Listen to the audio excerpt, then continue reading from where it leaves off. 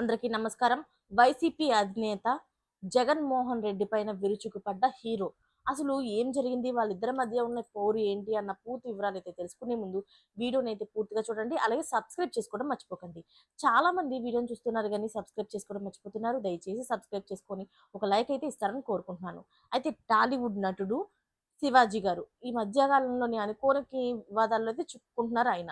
అయితే ఈ విషయం అందరికీ తెలిసిందే.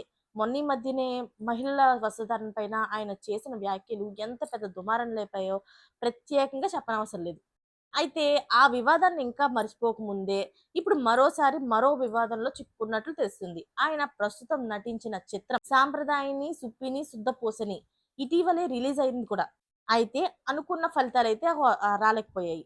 కొన్ని ఏరియాల్లో మాత్రం ఈ సినిమాకు మంచి రెస్పాన్స్ కూడా వచ్చింది. ఈ క్రమంలో హీరో శివాజీ ఓ వీడియోనైతే రిలీజ్ చేశారు. అందులో ఆయన సినిమా పైన తప్పుడు ప్రచారం చేస్తున్నారంటూ మాట్లాడారు. అంతేకాదు ఏపీ మాజీ సీఎం జగన్మోహన్ రెడ్డిపై సంచలన వ్యాఖ్యలు కూడా చేశారు. ప్రస్తుతం అది హాట్ టాపిక్‌గా మారిపోయింది. అసలు శివాజీ ఏం మాట్లాడుతున్నారు అనేది ఇప్పుడు ఒకసారి చూద్దాం మనం. ఇప్పుడు అది అసలు ఏం మాట్లాడారనేది. ఇప్పుడు ఆ వీడియో కూడాను ప్రస్తుతం ట్రెండ్ అవుతుంది నెట్టింట్లోని. అయితే ఆయన మాట్లాడుతూ తన సినిమా పైన పేటీఎం బ్యాచ్ తప్పుడు ప్రచారం అయితే చేస్తుందని హీరో శివాజీ ఆగ్రహం వ్యక్తం చేశారు.